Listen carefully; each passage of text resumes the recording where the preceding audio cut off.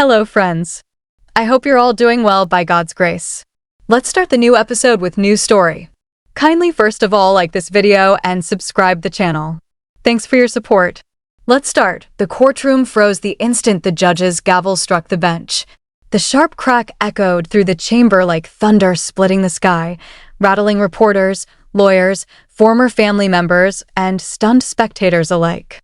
Every eye turned toward the front of the room where the judge sat beneath the seal of the court, expression grim and unwavering. $3 million in restitution, he declared. To be paid to Kody Brown, Janelle Brown, and Mary Brown through the immediate liquidation of jointly disputed assets, including the residential property known as the Flagstaff Estate. A collective gasp swept through the gallery. At the defense table sat Kody Brown, shoulders rigid, jaw clenched so tightly the muscles twitched beneath his skin. The once charismatic patriarch who had spent years presenting himself as the devoted leader of a modern plural family now looked hollowed out beneath the courtroom lights. Beside him, Robyn Brown collapsed into tears.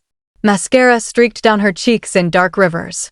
Her trembling fingers gripped Kody's wrist as though holding onto him might somehow stop the collapse happening around them.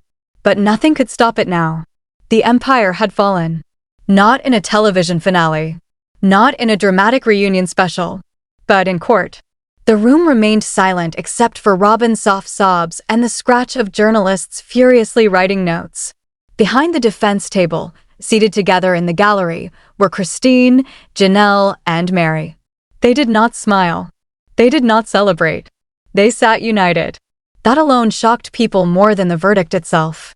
For years the world had watched the fractures inside the Brown family widen. Fans had debated alliances, favoritism, betrayals, and financial inequality. Yet nobody expected the women once divided by jealousy and heartbreak to stand together against the man they had all once trusted. This court finds evidence of systematic misuse of shared family funds, the judge continued. The defendants knowingly redirected joint income into privately controlled entities without full consent from all participating parties. Kody lowered his head. His attorney avoided eye contact. Robyn cried harder.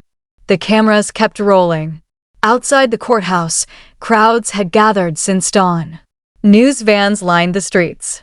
Bloggers live-streamed updates while fans held handmade signs that read justice for the sister wives and family isn't a business. But inside the courtroom, this was no longer entertainment. This was reckoning. The case had taken weeks to reach this moment.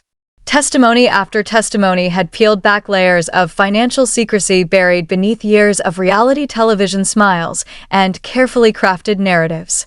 The prosecution presented bank statements, property transfers, secret LLC filings, audio recordings, private contracts, and every document painted the same picture. While the Brown family publicly promoted unity and sacrifice, millions of dollars had quietly flowed into accounts controlled almost exclusively by Kody and Robyn. The evidence stunned even seasoned court officials. Shared TLC income had allegedly been diverted into businesses owned only by Kody and Robyn. Multiple properties had been purchased using family funds while ownership excluded Kody, Janelle, and Mary entirely. Credit cards tied to joint family accounts had funded luxury renovations, imported decor, private tutors, and expensive upgrades for the Flagstaff mansion. Meanwhile, some of the other wives struggled to pay bills. One moment in particular shook the courtroom. A forensic accountant adjusted his glasses and pointed to a series of highlighted transfers displayed on the overhead monitor. $217,000, he explained calmly, was moved directly from the Brown family trust into an escrow account controlled solely by Robyn Brown for the purchase of the Flagstaff property. The courtroom erupted in whispers. Kody stared straight ahead. Janelle folded her arms tightly across her chest. Mary closed her eyes. Kody shifted uncomfortably. Robyn dabbed tears from her face. The judge leaned forward. Were all family partners informed of this transfer? Silence. Then came Kody's voice. No, Your Honor. Her tone was steady, controlled. But beneath it lived years of betrayal. That was the moment the atmosphere in the courtroom changed forever. Because until then, The case had sounded like complicated financial mismanagement. Now it sounded personal. The prosecution continued building its case piece by piece. Invoices appeared on giant screens. $12,000 for custom chandeliers. $14,000 for imported flooring. $8,000 for landscaping upgrades. $9,000 for a luxury closet renovation. All paid from accounts connected to shared family revenue. Then the prosecutor displayed another document. A declined payment notice. The amount? Christine's daughter's surgery expenses. The room went silent again. "You're telling this court," the prosecutor asked carefully, "that surgery payments for a child were denied while luxury renovations continued?" Christine nodded once. Robyn looked down. Kody rubbed his forehead. "The records speak for themselves," the accountant replied. And they did. The deeper investigators dug, the uglier the truth became. 3 separate LLCs had been quietly established over several years. Ownership structures repeatedly excluded the other wives. Deposits from TLC contracts moved through those companies before arriving in accounts tied to Robyn and Kody. When questioned, Kody insisted everything had been done for the family. But the numbers contradicted him. So did the witnesses. Janelle's testimony came next. She approached the witness stand slowly, carrying years of exhaustion in her eyes. After taking the oath, she sat upright and folded her hands together. "Mrs. Brown," the attorney began, "can you explain how these financial decisions affected your household?" Janelle inhaled carefully. "There were winters," she said softly, "when we didn't have heat." A murmur spread across the gallery. "My children went without things they needed," she continued. "Groceries. School trips. Medical appointments. Meanwhile, I watched money disappear into a house I wasn't even welcome inside." The judge frowned. "You were not permitted into the residence?" "Only with notice," Janelle answered quietly. Robyn preferred privacy. Robyn closed her eyes. Kody stared down at the table. The prosecution then introduced photographs of the mansion. Massive stone fireplaces. Designer furniture. Luxury appliances. Custom-built entertainment rooms. The contrast between those images and Janelle's testimony was devastating. Fans online exploded as courtroom updates spread across social media. Hashtags trended worldwide. Hashtag justice for Christine, hashtag Brown family fraud, hashtag where did the money go? Every network wanted coverage. Every gossip channel dissected testimony minute by minute. Even former supporters of Kody Brown began turning against him. But the most damaging testimony had not yet arrived. Christine Brown entered the courtroom the following morning carrying a worn yellow legal pad and a thick folder overflowing with documents. She walked differently now. Not like someone seeking revenge. Like someone finally prepared to tell the truth. The room quieted immediately. Even reporters stopped typing. Christine took the witness stand and adjusted the microphone. "Please state your name," the judge instructed. "Christine Ruth Brown," she answered. "And your relationship to the defendant?" She paused briefly. "Former wife," she said. Then added, "and former business partner." That sentence hit the courtroom harder than anyone expected. Because suddenly this was no longer just about broken relationships. It was about contracts, ownership, fraud. Christine opened the folder and removed a document sealed inside a protective sleeve. "This," she said calmly, "is the original revenue-sharing agreement signed after our TLC contract renewal." The bailiff carried the paper to the judge. He examined it carefully. The courtroom waited. "It appears authentic," he finally said. Kody's attorney visibly stiffened. Christine continued. "The agreement stated all profits from the show would be divided equally among the wives after taxes." She pointed toward Kody. He signed it. The prosecution displayed the document overhead. There it was. Signatures from all 4 wives. And Kody's name at the bottom. But then Christine revealed what happened afterward. "Season 15, she said, "my percentage dropped to 6%. The courtroom listened in stunned silence. Season 16, 4%. She flipped another page. Season 17, 0. Robyn covered her mouth. Kody whispered something under his breath. The judge adjusted his glasses. "Where did the missing revenue go?" the prosecutor asked. Christine looked directly toward Robyn for the first time. Into accounts connected to Robyn's LLC. A gasp swept through the room. Kody turned sharply toward Robyn. "You told me that was temporary," he hissed. The microphones caught every word. Christine's eyes flashed. 3 seasons isn't temporary, she snapped. That's theft. Even the court reporter paused typing. Then came the evidence that changed everything. Christine reached into the folder once more and carefully unfolded a handwritten letter. The paper was worn from age. Her voice trembled slightly as she began reading. "Dear Dad," the courtroom fell silent. "I know money is tight. I don't need the surgery if it costs too much." Nobody moved. The silence itself felt heavy enough to crush the room. But Christine wasn't finished. She handed the prosecution a flash drive. "Audio recordings," she explained. "Family meetings. Financial discussions. Phone calls." One clip played through the courtroom speakers. Kody's voice filled the room. "Just let Robyn take it. The others will calm down eventually." Kody immediately stood. "That's out of context. Sit down, Mr. Brown," the judge interrupted sharply. Kody sat, defeated. For the first time since the trial began, the illusion surrounding the Brown family completely shattered. No television editing. No staged confessionals. No carefully managed narratives. Only truth. And the truth was ugly. By lunchtime, every major entertainment outlet carried breaking coverage from the trial. Some headlines called it financial abuse. Others called it betrayal. Former fans began revisiting old episodes online, pointing out moments that suddenly looked far darker in hindsight. The mansion. The favoritism. The spending. The emotional distance. It all looked different now. Inside the courtroom, however, the most devastating witnesses had yet to testify. Because next came the children. And what they revealed would break whatever remained of Kody Brown's public image forever. The atmosphere inside the courthouse changed the moment the bailiff announced that the Brown children would testify. Until then, the trial had revolved around numbers, contracts, property transfers, and financial deception. The evidence had been devastating, but it still lived in spreadsheets and bank records. Lawyers could argue over percentages. Attorneys could challenge signatures. But children? Children carried something harder to dispute. Memory. Pain. Truth spoken without calculation. The courtroom doors opened quietly as Savannah Brown entered for testimony.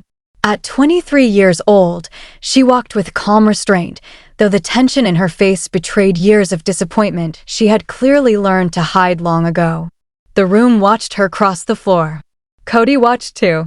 For a brief second, something flickered in his expression. Regret, perhaps. Fear, maybe.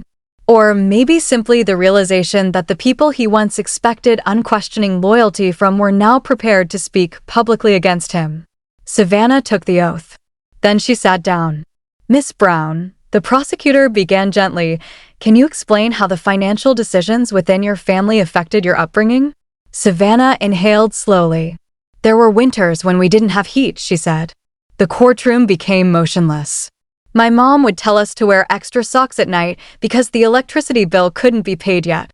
Sometimes we'd eat canned food for days because groceries had to stretch." Kody stared down at the table. Robyn shifted uncomfortably.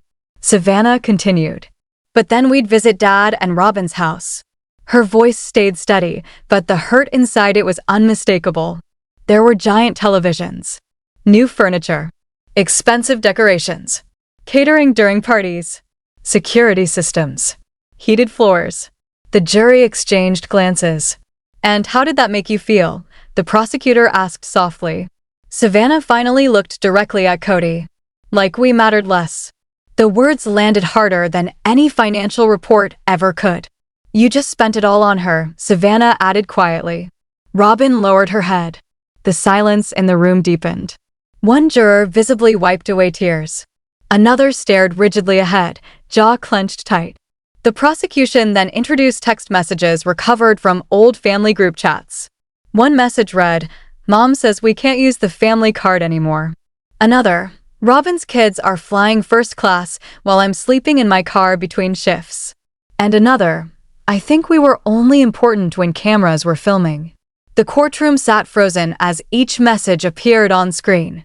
The children had spent years watching their family become content. And now, under oath, they described what it felt like to live behind the scenes of that content. The next witness shook the courtroom even more. Robert Garrison Brown entered wearing a dark suit, broad-shouldered and solemn. Years in the National Guard had given him a disciplined posture, but nothing could hide the disappointment etched across his face. He took the oath and sat heavily in the witness chair. "Mr. Brown," the prosecutor said, "did you ever discuss financial hardship with your father?" Garrison let out a quiet laugh without humor. "Constantly." He folded his hands together. "When I asked for help buying a car, Dad told me there wasn't enough money. Said I needed to work harder and become independent." "And did you?" "Yes." Garrison nodded once. "I worked multiple jobs. Saved everything I could." Then his eyes hardened. "But 2 weeks later, I saw nearly $3,000 spent on decorations from Robyn's Amazon account." The courtroom murmured.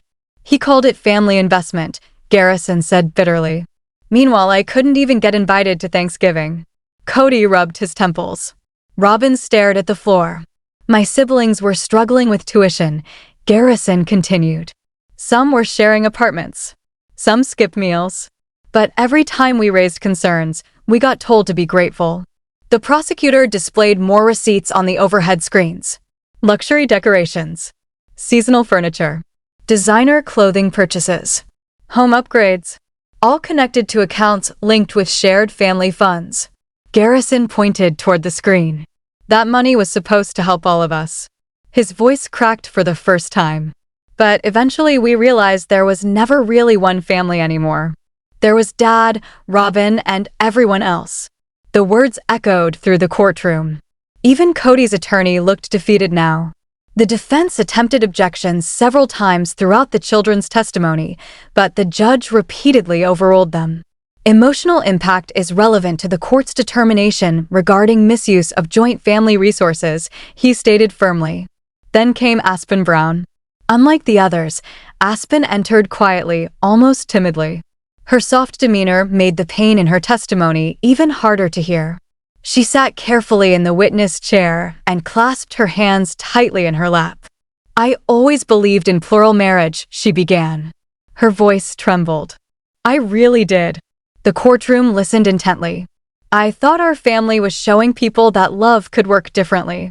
That sacrifice meant something." She swallowed hard. But eventually it stopped feeling like faith and started feeling like control. Robyn's eyes filled with tears again. Aspen continued anyway. "Dad used religion as a shield. And money became the weapon." The prosecution handed her a document. Aspen unfolded it carefully. "This is a promissory note Dad signed promising college assistance for me and my sister." The judge examined the paper. "Did you ever receive the funds?" he asked. "No, Your Honor." "Any portion?" "No." The judge leaned back heavily in his chair. The courtroom had reached a point where nobody looked shocked anymore, only exhausted. Years of hidden resentment now poured out publicly in wave after wave of testimony. Then came one of the trial's most explosive moments. Christine's attorney introduced never-before-seen production footage from the reality show. The clip had apparently been discarded during editing years earlier. The screen flickered to life. A younger Kody appeared laughing with someone off camera while moving boxes inside the Flagstaff mansion. Then the audio sharpened. "She doesn't know I'm pulling from the trust yet," Kody joked casually. "I'll smooth it over later." The courtroom erupted. Robyn went pale. Kody immediately stood up. "That clip is manipulated." "Sit down, Mr. Brown," the judge barked. The footage replayed, this time slower. The words were unmistakable. Even members of the jury looked stunned. The defense scrambled desperately. Kody's attorney argued the statement lacked context, claimed it was harmless sarcasm. But the financial records lining up beside the video destroyed that argument instantly. Because the transfers happened. The money moved exactly when the recording suggested it did. The judge removed his glasses again and stared directly at Kody. "Do you deny knowingly transferring shared assets without full consent from participating parties?" The room held its breath. Kody opened his mouth, then closed it. No answer came. That silence became louder than anything else said during the trial. Outside the courthouse, media frenzy reached a fever pitch. Entertainment channels interrupted regular programming. TikTok creators dissected testimony line by line. Former fans posted clips from old episodes showing obvious favoritism they claimed they had ignored for years. Even former TLC insiders began anonymously leaking stories to tabloids about behind-the-scenes conflicts and financial disputes. The Brown family brand was collapsing in real time. And still the trial continued. The next morning, the courtroom packed tighter than ever before. Reporters lined the walls. Former family friends filled the gallery. Even representatives from TLC quietly appeared in the back rows, taking notes. Everyone knew the verdict was approaching. But before final arguments could begin, Robyn Brown made a decision nobody expected. Halfway through the proceedings, her attorney approached the bench carrying a sealed envelope. The courtroom immediately buzzed with whispers. The judge examined the document carefully. Then his expression changed. "Counsel," he said slowly, "are you confirming this affidavit is voluntary?" Robyn's attorney nodded. "It is, Your Honor." The judge looked toward Robyn directly. "You understand the implications of this statement?" Robyn swallowed hard. "Yes." Kody turned toward her sharply. For the first time during the entire trial, genuine fear appeared on his face. "What is this?" he whispered harshly. Robyn didn't answer. The judge ordered the affidavit sealed temporarily pending review. But rumors exploded instantly. By lunchtime, reporters outside the courthouse were already speculating that Robyn had turned against Kody. Social media exploded again. #RobynFlipped began trending worldwide. Inside the courtroom, Kody's confidence visibly unraveled. His posture slumped. His answers became shorter. His attorney looked increasingly frustrated. And Robyn no longer sat beside him. Instead, she moved to a separate row behind Christine, Janelle, and Mary. That single choice sent shockwaves through the room. The symbolism was impossible to ignore. The family had fractured publicly at last. Later that afternoon, the judge addressed the courtroom directly. "In all my years presiding over financial disputes," he said gravely, "I have rarely seen testimony this consistent across so many witnesses." He looked directly at Kody. The emotional abandonment described here may not itself be criminal. However, this court finds strong evidence that said abandonment was directly tied to intentional financial favoritism and misuse of joint assets. Nobody spoke. Nobody moved. Then the judge added words that instantly made headlines worldwide. "This court will consider not only financial restitution, but the human cost of greed." Christine closed her eyes briefly. Janelle exhaled shakily. Mary clasped her hands together. Robyn stared at the floor. And Kody? Kody looked completely alone. The final hearing was scheduled for the following morning. Rain fell steadily over Flagstaff that night. Outside the courthouse, satellite trucks crowded every available parking space, while fans gathered beneath umbrellas hoping to witness the verdict firsthand. Inside hotels nearby, reporters rehearsed live segments. Online, millions debated what would happen next. Would the mansion be seized? Would TLC cancel the show? Would criminal investigations follow? Nobody knew. But one thing had become undeniable. The carefully constructed image of the Brown family had shattered forever. And tomorrow, the court would decide what remained. Rain tapped softly against the courthouse windows on the morning of the final hearing. The sky over Flagstaff hung heavy and gray, as if even the weather understood something historic was ending. Outside, crowds gathered long before sunrise. Reporters huddled beneath umbrellas, while camera crews prepared for live broadcasts that would stretch across entertainment networks and social media platforms all day long.